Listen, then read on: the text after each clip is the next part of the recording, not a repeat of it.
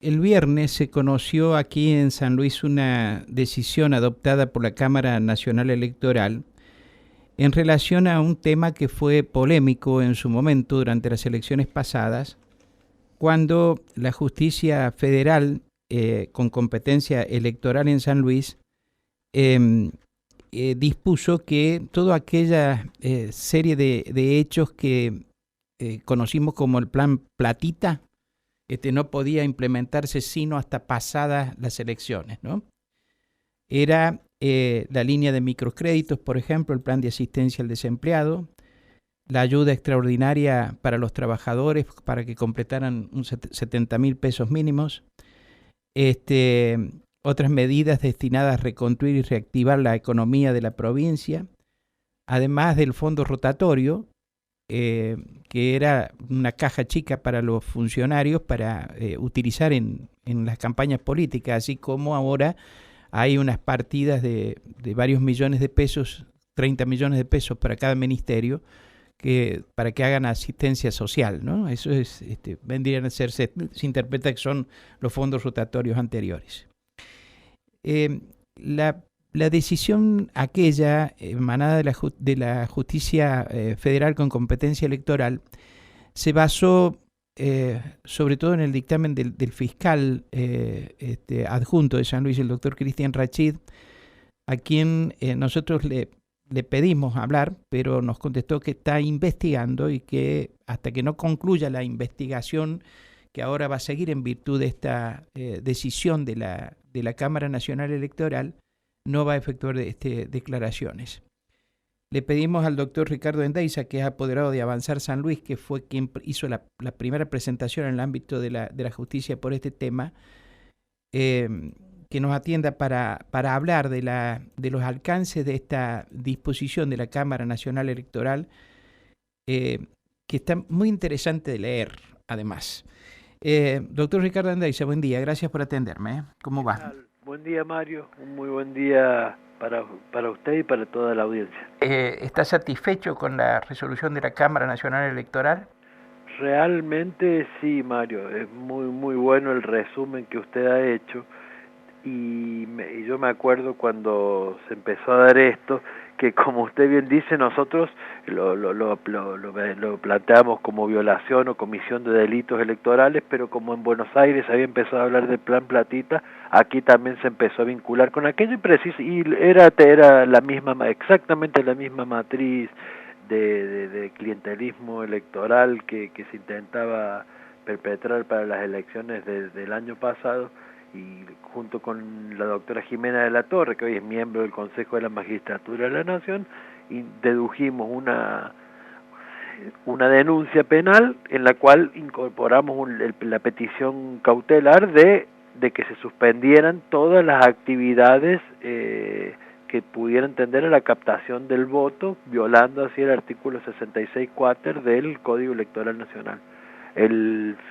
Como usted bien lo dice, el fiscal federal, el doctor Cristian Rachid, muy minuciosamente detalló por qué esto era procedente, y a su vez el juez federal Juan Esteban Maqueda, en sentido concordante, despachó urgentemente la medida y la notificó en forma urgente, y fue así que todas estas medidas que usted indicó antes, que evidentemente tenían un fin electoral, se notaba a la legua desde antes, conocemos a los bueyes con los que aramos, y por otro lado, después de las elecciones, que la medida cautelar en contra de lo que en aquel momento toda la parafernalia del aparato gubernamental quiso decir, que nosotros queríamos estar en contra de la reconstrucción o que estábamos en contra de los comprovincianos que más lo necesitaban, al otro día los dejaba habilitados nuevamente para hacerlo, y no lo hicieron muy poquito, se les pasó la furia, se les pasó el amor, lo cual dejó evidente que todas estas medidas tenían un clarísimo fin electoral. Ahora, lo que establece la Cámara en este fallo es que este tipo de actividades no puede desarrollarse porque efectivamente entiende que procura formar clientela electoral, ¿no? Comprometer a las personas con una situación que les lleve a votar a quienes están en el gobierno. Además de mencionar las diferencias que existen de recursos entre los que están en el gobierno y los que pelean desde afuera para llegar al gobierno, ¿no? Exactamente, no, y hay un tema, Mario, que usted que ha leído el fallo, realmente es trascendente el fallo. ¿Por qué? Porque ya nos marca una cuestión. La Cámara Nacional Electoral se pronuncia sobre la apelación de una cautelar que ya se cumplió, Ajá. que como la misma Cámara lo dice, podría haberse limitado a decir este recurso de vino abstracto. Claro, sí. ¿Por qué? Porque ya la medida se cumplió. Sí. Pero la Cámara dice, es tan trascendente la cuestión y es una materia que se va a seguir probablemente repitiendo en el tiempo, que nos vamos a pronunciar sobre determinados puntos para que esto no vuelva a ocurrir. Y ahí entran a realizar un pormenorizado análisis de toda la normativa provincial, de lo que fue la medida cautelar, de lo que fue el clima previo, y luego de realizar toda esta síntesis de la situación, la Cámara indica que estas evidentemente son conductas clientelares y que, como usted recién decía, violan claramente, y lo dice, a ver, no dice que si, no les dice tramposos, pero peor les dice que con estas medidas intentaron subvertir uno de los pilares del sistema democrático, que es tener elecciones libres y transparentes, y donde todos los espacios políticos, sean del oficialismo o sean de la oposición, actúen en igualdad de condiciones, y que agarrar y sentarse sobre la caja del Estado y crearse cajas chicas para salir a repartir dinero ante las elecciones para presionar a ciudadanos, y no a cualquier ciudadano, sino precisamente a aquellos ciudadanos más vulnerables, no se corresponde con un Estado democrático, y por esto la Cámara es que se ha querido pronunciar para proteger las bases mismas de nuestro sistema institucional, que son las elecciones libres y transparentes. Y a los hechos me remito, Mario, en que cuando se aplicó esto, el espacio opositor pudo ganar en la provincia de San Luis las elecciones, en las PASO y en las generales. No se dio el fenómeno que hemos visto otras veces, de que a través de una obscena utilización de los fondos públicos se lograba revertir, o se lograba realmente no permitir la libertad de voto de ciudadanos necesitados. Ahora, hay otro aspecto que a mí me pareció interesante, porque no sé si yo lo interpreto bien, cuando hace toda la referencia al derecho comparado, y dice que y se para en México, en la situación, en el caso de México, dice que el Estado no es que no pueda otorgar, por ejemplo, planes sociales durante esa época, lo que no tiene que hacer es campaña política en base al otorgamiento de esos planes. ¿Eso es lo que entendí yo? Exactamente. A ver, evidentemente, yo estaría muy loco y no lo haría, y el espacio jamás me lo pediría, que yo plantee, por ejemplo, un plan de asistencia a la lactancia materna, o de vacunación de niños, o de asistencia alimentaria, pero un plan que se viniera dado en el tiempo, y que yo no le dijera, te lo doy, pero tenés que votar a los candidatos de Rodríguez A. Uh-huh. Lo que exactamente la cita que hace a lo de México dice que es un delito y grave. Uh-huh. La utilización electoral, planes puede haber perfectamente, y debe haberlos. En mi concepción y en la concepción de mi espacio, el Estado tiene que tener una intervención activa para que aquellos que lo necesitan reciban una asistencia del Estado, pero no para torcer la voluntad popular, y que solo se acuerden de ellos 20 días antes de la elección, y que realmente no sea un plan de asistencia social, sino una campaña electoral, lo que se les esté llegando, y sobre todo la coacción de la libertad del voto. ¿Sí? Yo creo que yo entiendo lo mismo de que usted dice, Mario, y creo que así debe ser. Le comento a los oyentes, cuando la Cámara toma lo que ha ocurrido en distintos países del mundo, se detiene en México, en distintos países de América, con la cuestión de la formación de clientelismo político, se detiene en México, analiza resoluciones que se adoptaron en relación a planes sociales, y destaca que México llegó a reformar la Constitución Nacional para establecer que la utilización de los planes sociales con fines electorales es delito, ¿no? exactamente. Eso es lo que entendí yo que Sí, está sí, sí. señalando la Cámara. Ahora, el fiscal cuando se excusó de hablar con nosotros nos dijo que él tiene que seguir investigando. Sí. Por lo tanto, esto no está concluido.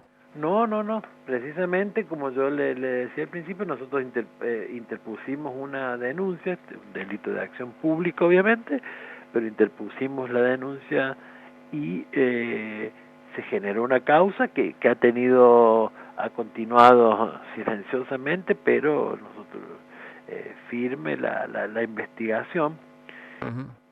que en la cual por un lado se dictó la medida cautelar para evitar el daño inminente, pero Sí, por otro lado tiene que seguir adelante para ya deslindar la responsabilidad de los funcionarios. penal de Ujú. todos y cada uno de los Ujú. funcionarios que intervinieron, sea en la actividad preparatoria, en la tentativa o en la consumación de estos delitos, En el reparto, digamos. en el reparto o en la preparación de las normas o en firmar una orden de pago sabiendo que era para esto y demás. Hay toda una cadena y, y como usted lo decía al iniciar, en cada uno de los ministerios y en muchas otras dependencias de rango ministerial, por ejemplo, se crearon fondos rotatorios, se dice técnicamente, lo vamos a decir en criollo, Mm. cajas chicas sin fondo. ¿Para qué? Para ayudar al Ministerio de Desarrollo Social. Era una cosa tan abierta que era aviesamente destinado a la utilización política, o quiso serlo así. Entonces van a tener que investigarse todas las denuncias de los delitos penales que surgen del Código Electoral Nacional, que tienen que ver sobre todo con tratar de compeler o de a alguien a votar en determinado sentido por determinado espacio, a violar la libertad electoral, y por otro lado los delitos propios de los funcionarios públicos que tienen que ver con la violación de los deberes o funcionarios públicos, con la malversación de caudales públicos, de darles un destino de un diverso al que tenían asignado presupuestariamente, que es lo que ha ocurrido acá, donde se detrajeron de determinadas partidas Ujú. fondos para crear estos planes rotatorios o para operaciones clientelares. Así que creo que va a ser una investigación larga y que también la Cámara, al decir yo me voy a pronunciar en este tema porque va a seguir ocurriendo, claramente ha querido dejar un mensaje para que en las próximas elecciones no ocurra. Por otro lado, le ha marcado Ujú. que el fiscal debe seguir investigando, y por otro lado yo creo que es un severo llamado de atención a los funcionarios de que tengan cuidado con lo que hacen, porque después terminan llegando las consecuencias.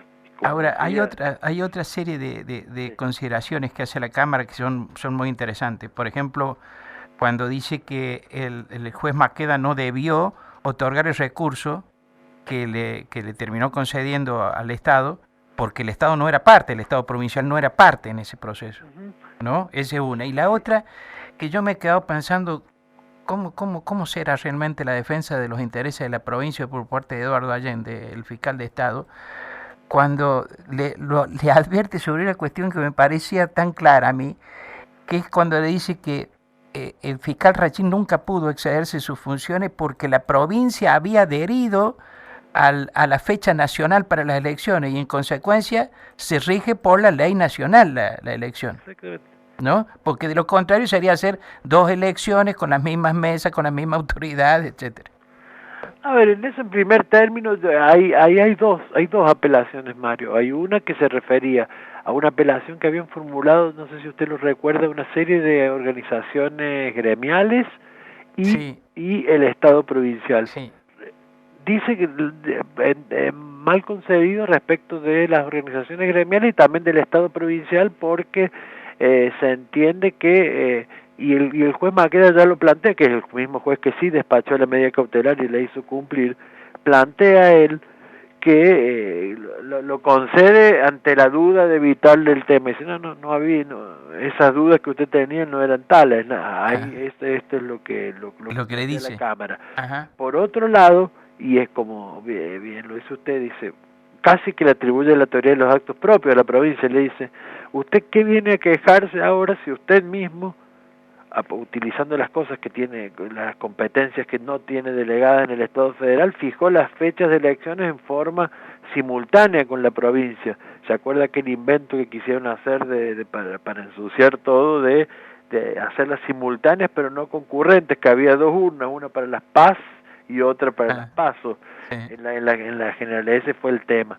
Y les dice, si usted hace eso, evidentemente se aplica la jurisdicción federal y se aplica la normativa federal, porque así ya está resuelto tanto normativamente como por la Corte Suprema de Justicia de la Nación. Sí. Y en un momento, palabras más, palabras menos, le dice, usted no puede pretender que en una elección donde vamos a tener 2 mesas juntas, porque usted lo decidió, si usted hace trampa, si usted intenta el fraude, va a contaminar la elección nacional, y entonces yo innecesariamente debe intervenir la justicia electoral nacional para no permitirlo y que se asegure este derecho fundamental de la sociedad republicana, que está establecido en los tratados internacionales que debe cumplir nuestro país, que es el de tener elecciones libres y democráticas, ¿no es cierto?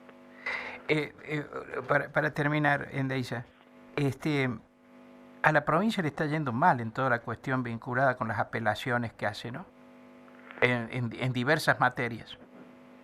Yo, Mario, precisamente eso hablamos con amigos el fin de semana, porque realmente uno, venimos nosotros desde el 2017, en el caso particular mío, planteando diversas cuestiones que tienen que ver tanto con la formación del Partido Avanzar y después todas las trabas que nos han querido ir poniendo en la formación de los diversos frentes que hemos integrado, en los diversos intentos de hacer trampa y demás.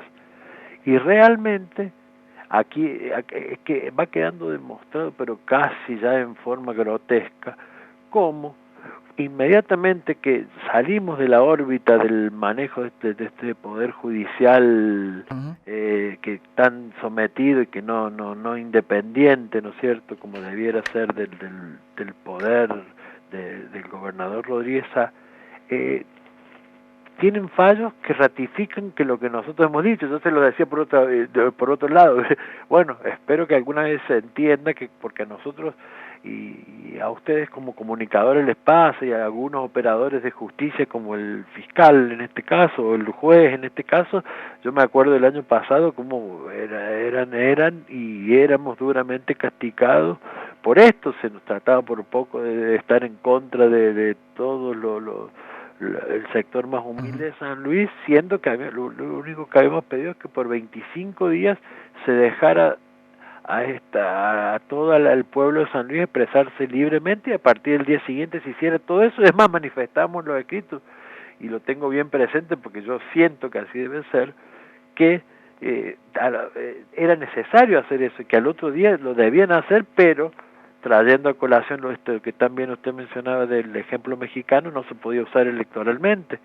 Así que realmente les va mal intentan la causa Massi para disciplinar a cualquier voz disidente, y vamos a la Corte Suprema y realmente lo bajan por nombrar los últimos casos. Sí, porque podemos empezar desde la doble intendencia.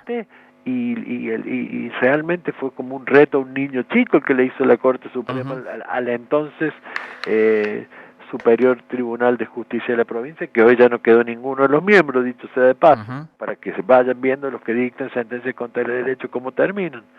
Por otro lado, tenemos este fallo donde la Cámara, ante la notoriedad de esto, y como diciendo esto lo van a volver a hacer, vamos a sentar ya principios para que quede claro que no se puede hacer y que no está bien.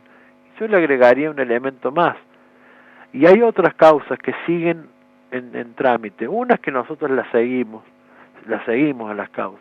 Las vamos a seguir porque entendemos que es nuestra obligación, es nuestra forma de actuar profesionalmente siempre, pero por otro lado, en este caso, que es más una obligación también cívica que uno asume de al hacerla, y a su vez es una cuestión de respeto para con los órganos jurisdiccionales, seguir aportando prueba y demás, y que los funcionarios públicos que intervengan las van a terminar tarde o temprano pagando, o sea, haciéndose responsables de las cosas que los llevan a hacer y que no se niegan a hacer y que en la vorágine no se dan cuenta y que tienen que entender que tarde o temprano, 4 años después, va a haber otros casos. Todavía estamos siguiendo cuestiones de las elecciones, ¿se acuerda del 2017? Con los planes prebendarios, votos marcados, todo. Bueno, vamos a tener en algunas de esos, vamos a tener pronunciamientos donde va a haber los que entonces eran funcionarios, que hoy no lo son, que no les dieron asistencia técnica, nada. Probablemente tengamos noticias 5, 6 años después, 7, y vamos a seguirlo, y que se aplica aquello que decía el gran Ringo Bonavena, que cuando suena el ring de la campana, o sea, cuando las papas se ponen feas, ni el banquito les dejan, le sueltan la mano. Doctor, muchas gracias por atenderme. No, que tenga un muy buen día, Mario, y un saludo a toda la audiencia. Muchas gracias.